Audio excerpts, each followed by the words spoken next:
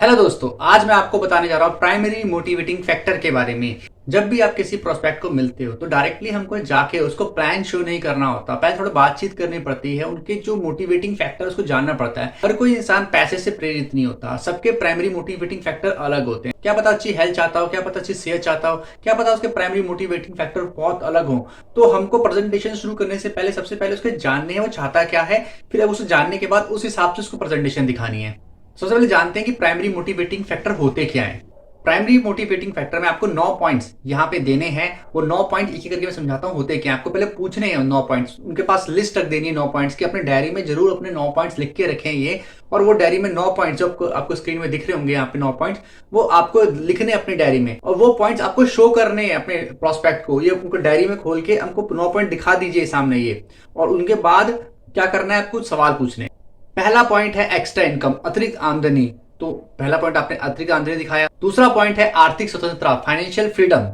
तीसरा पॉइंट है खुद का बिजनेस। पॉइंट है टाइम फ्रीडम, समय की आजादी। अगला पॉइंट है पर्सनैलिटी डेवलपमेंट, व्यक्तिगत विकास। अगला पॉइंट है हेल्पिंग अदर्स, दूसरों की मदद करना, नए लोगों से मिलना। अर्ली रिटायरमेंट, मतलब जल्दी रिटायरमेंट, 60 साल तक काम करना ना पड़े। लास्ट पॉइंट है लीव अ लेगेसी, जायदाद छोड़ना। तो ये 9 पॉइंट आपको दिखाने, इनको थोड़ा समझाना भी 9 पॉइंट है क्या। उसके बाद आपको सवाल पूछने, कुछ 5 गोल्डन क्वेश्चन है जो उसके बाद पूछने हैं आपको। वो भी आप लिख सकते हो कहीं पे, या फिर आप याद कर सकते हो। लिखोगे तो बेटर है। वो 5 क्वेश्चन उन 9 पॉइंट्स के नीचे लिख सकते हो। उसके बाद उनसे एक एक करके पूछने हैं 5 पॉइंट्स है क्या। पहला क्वेश्चन है कि आपकी इनमें से प्राथमिकता क्या है। इन जो 9 पॉइंट्स है सबसे इंपॉर्टेंट आपके लिए क्या है। कई लोग बोलेंगे मुझे ये भी चाहिए, ये भी चाहिए, तो लेकिन फोकस करना कि एक में वो बताएं कि सबसे प्राथमिकता क्या है इन 9 पॉइंट में से आपके लिए। दूसरा क्वेश्चन पूछना है कि आपने इसी पॉइंट को क्यों चुना। फॉर एग्जाम्पल उसने बोला फाइनेंशियल फ्रीडम, तो आपने बोला कि आप फाइनेंशियल फ्रीडम ही क्यों चुना। उसने अगर बोला टाइम फ्रीडम, तो बोला आप टाइम फ्रीडम ही क्यों चुना। तीसरा क्वेश्चन पूछना है कि ये आपके लिए इतना इंपॉर्टेंट क्यों है, आपके लिए टाइम फ्रीडम इतना इंपॉर्टेंट क्यों है। चौथा क्वेश्चन आपको पूछना है कि अगर आपको ये नहीं मिला, आपको टाइम फ्रीडम जिंदगी भर काम कर रहे नहीं मिली, तो इसके परिणाम क्या होंगे। तो पांचवा क्वेश्चन पूछना है जो परिणाम आएंगे इसके, तो उससे आप इतने चिंतित क्यों हो।